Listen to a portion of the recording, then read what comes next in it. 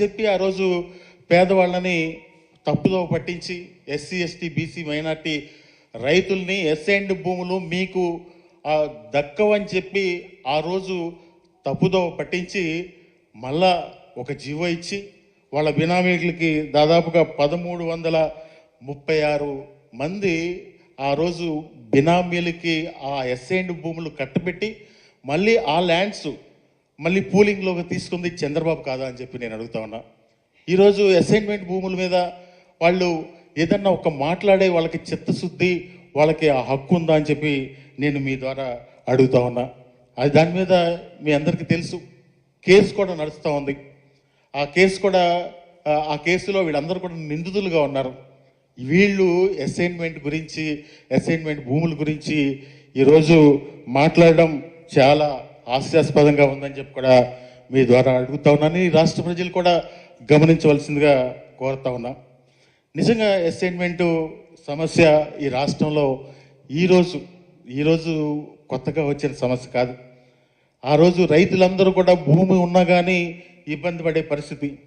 భూమి ఏదన్నా కష్టం వస్తే ఏదన్నా ఒక అరెకరం భూమి అమ్ముకోవడానికో, పావు ఎకరం భూమి అమ్ముకోవడానికో లేని పరిస్థితి ఈ రాష్ట్రంలో దాదాపుగా 1954 నుంచి, అంటే ఈ 70 సంవత్సరాల్లో అసైన్ చేసినటువంటి భూములన్నిటికీ కూడా అటువంటి పరిస్థితి కలిగిన పరిస్థితి అంతా కూడా ఈ రాష్ట్ర ప్రజలందరికీ తెలుసు. కానీ ఏ రోజన్నా ఒక అరెకరం అమ్ముకోవాలంటే, ఏదైనా ఒక కూతురు పెళ్ళి వచ్చిందో, కష్టం వచ్చిందో, ఏదైనా ఒక అరెకరం భూమి అమ్ముకోవాలంటే కాగితం మీద ఏదో రాసుకుని అమ్ముకుంటే ఒకవైపు ప్రభుత్వం వైపు నుంచి ఎప్పుడు నోటీస్ వస్తుందా అని చెప్పి ఒక భయం. మళ్ళా ఈ కొనుక్కున్న వాళ్ళు కూడా రాత్రిపూట నిద్ర పట్టిన పరిస్థితులన్నీ కూడా ఈ రాష్ట్రంలో దాదాపుగా 70 సంవత్సరాల నుంచి నడుస్తూ ఉన్నాయి. అంటే పేదలకి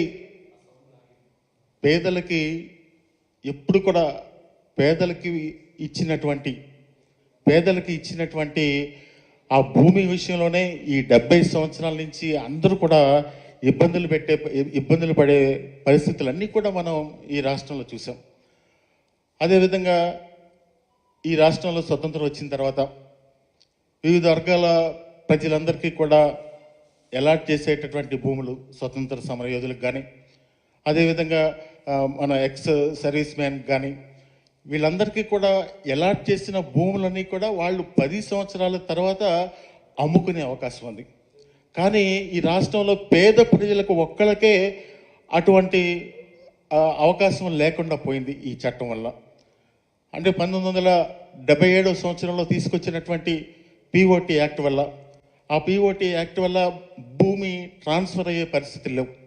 ఆ పరిస్థితులు లేని పరిస్థితుల్లో ఎప్పుడు కూడా పేదవాళ్లే చాలా ఇబ్బందులు పడే పరిస్థితుల్లో ఈరోజు జగన్మోహన్ రెడ్డి గారు ఒక ఆలోచన చేసి ఆ రోజు జరిగినటువంటి ఈ 70 సంవత్సరాల్లో పడినటువంటి ఇబ్బందులన్నిటినీ కూడా ఒక అధ్యయనం చేసి వివిధ రాష్ట్రాలకి ఆ అధ్యయన బృందాలను పంపించి ఆ రెవెన్యూ మినిస్టర్ గారి ఆధ్వర్యంలో ఎస్సీ ఎస్టీ శాసనసభ్యులందరితో కూడా ఒక కమిటీ వేసి ఆ కమిటీ ద్వారా అధ్యయనం చేసి వివిధ రాష్ట్రాలకు పంపించి కర్ణాటక రాష్ట్రం, తమిళనాడు రాష్ట్రం, అదేవిధంగా కేరళ రాష్ట్రం, ఇవన్నీ కూడా ఆ చట్టాలన్నీ కూడా స్టడీ చేసి ఈ రాష్ట్రంలో పేద ప్రజలకు ఏ విధంగా మేలు చేయాలి అనే ఒక ఆలోచనతోటి ఆ జగన్మోహన్ రెడ్డి గారు ఈ చట్టాన్ని తీసుకొస్తే ఈరోజు ఒక దుగ్ధతో నిజంగా కూడా జగన్మోహన్ రెడ్డి గారికి జగన్మోహన్ రెడ్డి గారికి కానీ ఈ గత ప్రభుత్వానికి కానీ ఒక స్వార్థం ఉంటే ఒరిజినల్ ఎస్ఐనికి కానీ వాళ్ళ కుటుంబ సభ్యులకు కానీ హక్కులు సంక్రమించాలని చెప్పి చట్టం చేసేవాళ్ళు కాదు. ఎవరైతే పొజిషన్లో ఉన్నారో, మీరు అమరావతిలో చేసిన విధంగా ఆ చట్టాన్ని తీసుకొచ్చి ఎవరైతే పొజిషన్లో ఉన్నారో వాళ్ళకి హక్కులు సంక్రమించే విధంగా చేసేవాళ్లే కానీ ఏ స్వార్థం లేకుండా నిరుపేదలకి న్యాయం జరగాలి అనే ఒక ఆలోచనతోటి ఆ చట్టాన్ని తీసుకొస్తే ఈరోజు ఎల్లో మీడియా ఒక దుఃఖతో ఒక కుటిలమైనటువంటి ఆలోచనతో ఈరోజు దుష్ప్రచారం చేస్తూ ఉన్నారని చెప్పి కూడా ఈ సందర్భంగా మనం చేస్తూ ఉన్నాం. మనందరం కూడా ఒక్కసారి గత పరిస్థితులు ఒక్కసారి గమనిస్తే చంద్రబాబు నాయుడు గారు 2016 సంవత్సరంలో 22Aలో దాదాపుగా 2,06,171 ఎకరాల్ని 22Aలో పెట్టి ఈ రాష్ట్ర ప్రజలందరినీ రాష్ట్రంలో ఉన్నటువంటి రైతులందరినీ కూడా ఇబ్బందులు పెట్టిన పరిస్థితులు ఈ రాష్ట్ర ప్రజలు మర్చిపోలేదు. ఆ రోజు ఆ 22Aలో పెట్టి రైతులందరూ కూడా ఆఫీసుల చుట్టూ అధికారుల చుట్టూ తిరిగి ఎన్నో ఇబ్బందులు పడి ఎన్నో కష్టాలు పడి మళ్ళీ కూడా క్లియరెన్స్ తెచ్చి పైరువీలు చేసుకుని ఆ రోజు చేసే పరిస్థితుల నుంచి ఈరోజు ఆ పరిస్థితులన్నీ కూడా విముక్తి చేస్తే ఈరోజు ఒక దుగ్ధతో మాట్లాడుతున్నటువంటి మాటలు ఈ ఎల్లో మీడియా చేస్తున్నటువంటి ప్రచారాలన్నీ కూడా ఈ రాష్ట్ర ప్రజలందరూ కూడా గమనిస్తూ ఉన్నారని చెప్పి కూడా మనం చేస్తూ ఉన్నాం. అదేవిధంగా కండిషన్ పట్ట షరతులతో కూడినటువంటి ఆ పట్టాలు దాదాపుగా 22,000 మంది రైతులకి 22,000 మంది రైతులకి ఆ షరతులతో కూడినటువంటి పట్టాలని జగన్మోహన్ రెడ్డి గారు అంటే 35,000 ఎకరాల భూమిని ఆ నిషేధిత జాబితాలో నుంచి తొలగించి ఈరోజు మేలు చేస్తే వాళ్ళందరినీ కూడా రోడ్డు మీద పడేసే కార్యక్రమాన్ని వీళ్ళు ఈరోజు చేసే కార్యక్రమం ద్వారా జరుగుతూ ఉందని చెప్పి కూడా మనం చేస్తూ ఉన్నాం.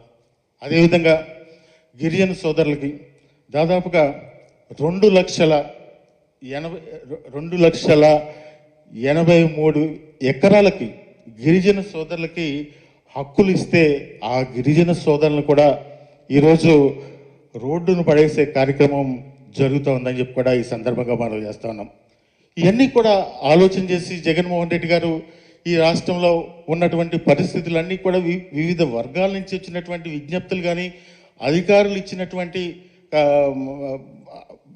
రిపోర్ట్ల మీద కానీ ఆలోచన చేసి అక్టోబర్ 27వ తారీఖున ఒక గెజిట్ని ఇష్యూ చేసి వాళ్ళందరికీ కూడా న్యాయం జరగాలని ఈ కార్యక్రమాలన్నీ కూడా చేస్తే ఈరోజు ఎంతో దుగ్ధతో ఎంతో వాళ్ళ యొక్క కుటిల మనస్తత్వానికి అర్థం అవుతుందో అని చెప్పి కూడా ఈ సందర్భంగా మనం చేస్తా ఉన్నాం. ఎప్పుడు కూడా ఏంటంటే